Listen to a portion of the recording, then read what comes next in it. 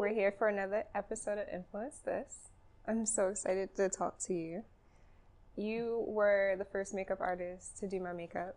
Which for real? Yeah. Okay. From my maternity shoot with Alex. Oh, what yes. was that, like 2015? Yes. Yeah. I was like, oh my God. That day, Gabriel was like, okay, we got to go out because you look too good. Oh, good. That's So a good sign. That means it was nice. That's a good sign. So I want to talk to you about products that you love, about how you got into this space, how that winded up, you know, getting you on Buzzfeed, all those things. Okay. So to start with, how did you start your company? So just a little backstory. I never intended to be a makeup artist. Really? No. I used to do like the fashion club in high school, but before that, I always thought I either would like write or like do something with TV, but like behind the scenes. That's really awesome. Yeah, and then once my dad at the time, he was a lawyer, and me and my sister always thought that we would be somewhere in like law enforcement. Oh wow! Yeah, so we were. This is far for that. Yeah, wow. I was say we weren't even looking. I wasn't even looking at makeup, even though my sister is really good at hair, and I'm really good at like learning new stuff and then being able to implement it. Like, I had signed up before I met my husband. I had signed up to like be the police because I was looking to be a medical examiner. And yeah, so that was really what I had honed in on. But fast forward to going to school, didn't work out financially. So I'm like, okay, well, I always liked hair and like fashion and stuff like that. So I went to cosmetology school. I'm like, okay, maybe I can make some money on the side and then eventually go back to school. But after I graduated, I never went back. I got to hair school and we started discussing makeup, and I never really like paid attention to makeup as in depth as I did when I was in cosmetology school. But Can I ask you a question? So why did they teach you makeup in hair school? I guess it's just another avenue. Something always good to have. I noticed with me getting booked for gigs for like TV or commercial or things like that, they rather pay one person to do everything than to pay a bunch of different people for different stuff. So I guess it was just something to have just in case. So I remember I did my first phase and I got real interested in doing makeup from that. So I reached out to a makeup artist that taught a class, and she used to work for MAC. And then after I graduated hair school, I went to the class, and then that was it. I started doing makeup, just like little stuff, practicing on myself, practicing on other people. I remember I did my first photo shoot, which was was a big deal for me because it was like, you know, I got my little kid and my makeup, and from there that was it. I did my first photo shoot, and the rest was history. I kept learning new things and trying out new stuff, and I eventually got into a makeup store. I started working for MAC Cosmetics, where I kind of honed in on my craft as far as the technical portion of it, little secrets in regards to like making my job a little easier. Was that because you were working with other makeup artists who could kind of peer mentor Yes. you? Okay. So with working at the counter, it's a lot of fast-paced, like hands-on. So majority of my time was spent doing makeup. So like I was every day. I maybe had like one or two people at least doing makeup on them physically. So my time management ended up getting a lot better, and I could do like a basic face in maybe like 35 minutes from doing that at the counter. And then we used to go, they call it update. So basically it would be just an overall learning session where we would work on what was on trend, be able to implement a look, see what new products we had coming out, and then continue to, go forward and take all the stuff that we learned and take it back to the counter. So Okay. with that particular junction, I felt like I learned so much from working there. But yeah, that was pretty much it. I've been doing makeup professionally for 6 years, 7 years, I would say. I don't really count when I first started because I was just trying to like figure out what the hell I really wanted to do. But I haven't done. I've actually stopped doing hair really. I kind of do more like event hair, like weddings and like if it's called for like photo shoots and stuff for TV. But other than that, I've strictly been doing just makeup, which is really good. So this is really illuminating because I remember straight out of high school, all the girls who were really fashionable, they were, like the popular girls. Mm-hmm. A lot of them getting jobs at the mall, at Nordstrom, or Yeah. getting jobs at MAC. Yeah. But I didn't realize that you were really learning how to hone your craft there. So the funny part about it is I've read a lot of books about, what should I do as far as trying to like, get myself more polished and hone in on my craft. And one of the main things that was consistent in stuff that I read was like get a job at the makeup counter. So I reached out to Sephora a couple of times, and I don't know what's going on with their selection, but I never got picked. I've tried to work for Sephora like 4 times, but whatever. To each his own. I just felt like I wasn't a good fit, I guess. And then I tried MAC a long time ago, and their regional manager that I interviewed with was very stern. I'll just say it like that. And she gave me a nice reality check when I came, in regards to my appearance, my makeup overall, and just how I carried myself as a makeup artist to try to work for a company such as MAC. And I remember maybe like 2 or 3 years ago, they were hiring again. I was like, I'm gonna try one more time. And from the time I went, in the first time to the second time that I went was maybe like 2 or 3 years in between. So I had it. And the second time that I went, I actually did my makeup inspired by the regional manager that I interviewed with previously. And when I spoke with the new regional manager, she laughed because she knew exactly who I was talking about. But yes, I thoroughly enjoyed doing makeup at the counter. It is fast paced, and then even when you first get hired, they do a training. It's like a week-long training where they go through like their motto. They go through how they apply makeup. They go through everything from skin types to what works for a customer with their brand, with their products. That's and amazing. From there, it kind of helped me a lot because I really didn't know as much as I would have liked to know about MAC before I started.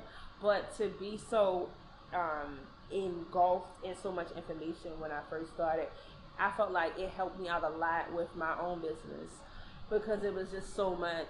It was so much learning, and it was like even when some of my trainers came to visit our counter, they would do little stuff, and it was like I would learn all the time from artists that were there, that had been there at MAC for so long, and then even with people who had been there, and I came in and showed them stuff.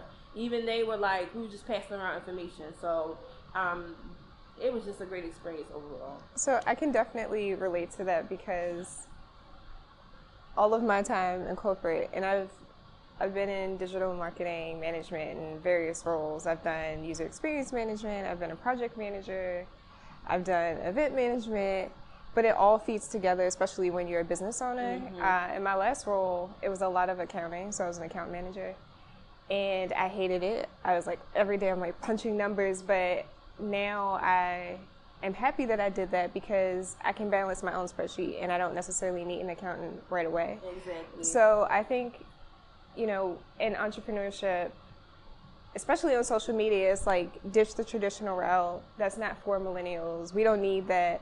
But there is merit to paying your dues so that you can be better prepared. Yeah, absolutely. Because how else are you going to get that mentorship, And I think that's amazing, yeah. Yeah, I feel like in the end of the day with growing with your field of choice, you never stop learning. You never stop picking up new stuff. What they called it was on trend, so I always researched what new trends was coming out. And to be honest, is that something you still do now? Yes, because it's very important. How do you find out what trends are? Social media. The sad reality is a lot of people downplay social media, but it's like you find out a lot from them. I mean, even now after I no longer work for Mac, I still frequent their page because they go to Fashion Week. They do the Fashion Week shows as far as makeup. They construct looks. Sephora constructs looks. Well, who else? Tarte, Urban Decay, NARS. These people are all at Fashion Week. They all do the work. So it's like, okay, looking through these pages and even scrolling through the browser to look at a couple pics and videos to see, what people are gravitating to now. Social media helps out a lot because versus you had to spend countless hours being online, Googling a bunch of stuff. It makes more sense to just say, okay, it looks like everybody's into the skin now. Mm-hmm. Or, okay, it looks like everybody's into lashes now. Oh, okay, it looks like everybody's into wing liner now. That stuff. So I love that you bring these things up because this is all you and your brand, right? Yeah. Like skincare is a big thing. Yes. When we were talking earlier, you said one of your biggest pet peeves for your clients is the ones who won't take care of their skin. No. But they want their makeup to look very polished. People don't understand that there's a lot of components in having a great makeup application. Skin is something that I can't talk about it enough. That taking care of your skin is so important. What you consume is so important. So what products should we be using? What should we be eating so that we can make sure that our skin in regards to products, I is glowing? Thank you. I would definitely recommend to definitely seek help outside of just the norm of a lot of people go on YouTube and they kind of research stuff and they just do trial and error. Now I will say that in particular is good to do, but take a trip to your local makeup counter and speak with a makeup artist, and they can talk to you in regards to what your skin type might be, because some people don't even have a clue. Also, what I've been doing now is I've been taking care of more of my skin at home, and as well as I've been seeing an esthetician. Can you tell us what the benefits are of going to an esthetician? Oh my God. First of all, it's a really good and relaxing experience. The esthetician that I go to, her name is Brittany. Be Beautiful Skin. And I've been going to her maybe like 3 months, maybe. With skincare, a lot of people buy amazing products, but their skin has already gone through a lot. It could be from acne from when they were a teenager. It could be from them not, Oh my gosh, our skin has a history. Yes, okay. It could be from not having a great diet from way back. Okay, tell me that you can do something to make it better, though. Yeah. Okay. So that's where the esthetician comes in. So I've been going to her for about 3 months, and I noticed with most Black women we have hyperpigmentation. What that means is just like some dark marks in certain areas. Of course, I can cover it up with makeup. However, if you seek out an esthetician, she can eliminate that. So, What? Of course, less product. Is this real? Yeah. So I've been going to her. I've been going to her, and so no more bleaching creams on your face. Okay, none of that.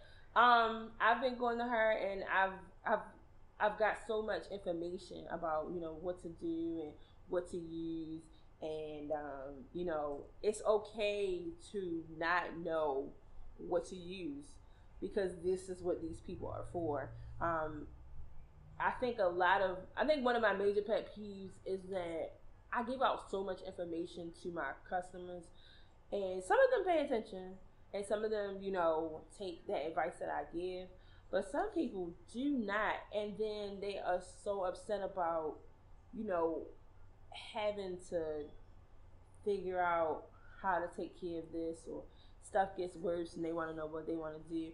Water is your friend. I don't care if you don't like how it tastes. I don't care if you like how it looks. You can put a lemon in it. You can put blueberries in it. You can put whatever you want in it. But water needs to be consumed on a regular basis. So this is your industry secret. Yes, because that's what helps how your skin feels, how your skin overall looks. Everybody's always talking about that glow. They want to have that glow. The inner glow comes from having a balanced diet. It's exercising. I'm not the smallest, but I am back in the gym because I know in regards to my brand, I can't promote being healthy if I am. So I know with that, I'm like, okay, I'm back in the gym. My diet is better. I'm seeking an esthetician because even when I worked at MAC, they had a whole section, a whole day on skin. It was like, what? Because in conjunction with your skin being good, your prep has to be good. Like what primers you use, and once you know what your skin type is, what products work for you. Okay, so I love that you brought up, taking care of your skin, eating healthy, all these things really boil down to self-love and body positivity. Mm-hmm. Because to be honest, most of the time when we don't do those things, it's a reflection of how we feel inside about ourselves. I agree. And I think it's really interesting that you had a platform to talk on these topics a bit, specifically around bullying and what you experienced, as a child in school. Mm-hmm. Unfortunately, growing up for us, there was no body positivity movement. The young girls growing up today, no matter what size they are, what they look like, what shade, can feel beautiful. Mm-hmm. I mean, as a dark-skinned woman, I went through that, So tell me, what was it like to have such a big platform like Buzzfeed tap you to talk about bullying, for you to have the opportunity to reconcile a less than ideal situation with a former classmate? Mm-hmm. Well, to be honest, after doing BuzzFeed, I never realized how that portion of my life affected how I was now. Can you tell us about the situation prior to? Yeah. So, the young lady in particular we were in elementary school together, middle school together. And at that particular point in time, her and a group of other girls used to talk about my weight and a couple other different aspects of me as a, just physically about me. At that particular junction, I myself was dealing with a couple things at home. My dad was going through a lot because my grandmother was suffering from breast cancer. So because of that, it wasn't really looking good, and she eventually passed away. So around that particular time that they were talking about me, about my weight, I kind of was like, I got stress eating, which is weird because for a child, but I kind of was stress eating because I was kind of afraid of the fact that my grandmother would be passing away. Just to kind of to backpedal a little bit, my mom and dad used to live on the same street, and that's how they met each other. They went to two different schools, but the schools were connected. My mom went to Western, and my dad went to Poly. So my grandmothers both lived on the same block for a while. So like that was the thing. I would go see one and then go see the other, or vice versa. Oh. So when she she had dealt with cancer before when I was first born, but they got it under control. Everything was fine, and then the cancer came back, and it was more aggressive this time. And so I was dealing with that as a child. And on top of that, my dad was dealing with some things at work, and all of that stuff kind of came down on our family as a whole. And once my grandmother passed away, my dad went into a really deep depression. So dealing with that at home, my dad was drinking a lot, and then dealing with, just my grandmother being gone, it was a lot to take on, especially for me because I was the oldest. So trying to be strong for my siblings, trying to be strong for myself, get myself back together so I could be able to, go back to school. And then, we went through a lot at that particular junction. So when I was being bullied, it was just icing on the cake, to be honest, because it was like after dealing with all of those particular things at home, and then to come to school and feel like I just can't be left alone at all. It's just always something. It was taking a toll on me, and some of the kids that I went to school with lived in my neighborhood, so it kind of it didn't help. Like it was like I'm still getting the same shit that I'm dealing with at school in my neighborhood. Oh man, I'm so sorry. Yeah, no, it's fine. But fast forwarding into now, I kind of came to grips with everything. I forgave those people, even though I didn't receive a formal apology.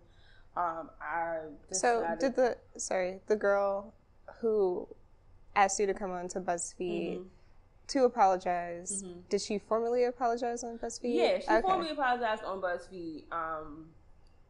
With her in particular, I guess everything kind of weighed on her about whatever was going on and all that. But I was surprised at who it was in particular, because there were tons of other people that were in my class that probably should have been in her place, but weren't. But I appreciated the fact that she took the initiative to say, I want to apologize to you. I want to make things right. I'm always kind of leery about doing things like that on such a big platform, but I did it not just for me, I did it for other people. I know that bullying has been a big problem with children that were around that age now. And there's been a lot of children who have committed suicide based on being bullied or being talked about. I wanted to do that because I wanted people to see the other side of bullying, not just, the horrible aftermath, but, the positive side to it. Like, what else could happen? I can make amends with someone, forgive her, and then move on with my life, and not constantly be reminded of those things. I mean, to be honest, that in particular did kind of affect me growing up, about me being insecure about my weight, me being insecure about the way I looked, me being insecure about the way I dressed, because I felt like no matter what, I would be constantly talked about.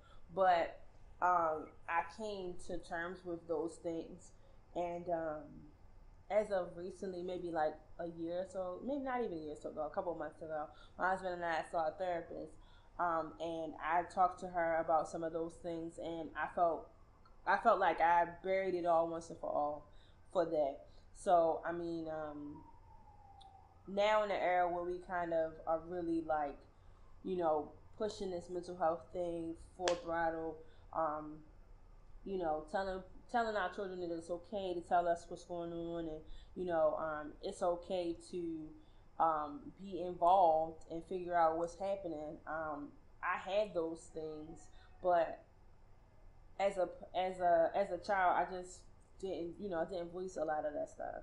But having the parents that I had shaped me for me being able to forgive and move on, because I can't hold on to that. And I really wanted to make sure that people understood that, yes, I'm okay about talking about what happened in the past, but I can look my bully in the eye, or I can look the person who did me wrong in the eye, forgive them, and move on. Me and her have talked on numerous occasions after the video, and it's been nothing but positive. I've seen her at a couple events. We talked. This has been nothing but positive. We've even talked about us, just hanging out together, because life is too short. It is. It's like focusing on something that happened so long ago will definitely hinder you in the future. And you might not even know it. Me doing that video kind of sealed up a lot of things for me, as far as how I felt about things, how I felt about myself, my mental state. And it's like you don't know that those things are important to do until you actually do them. I think it's amazing that it kickstarted your closure, and I think it's doubly amazing that it catapulted you into becoming a thought leader for so many people across the world, right, who are going through the same thing, or who have experienced the same thing. Yeah. So if you want to talk about that, that would be amazing. So many people, once the video aired, reached out to me through Facebook, reached out to me via Instagram.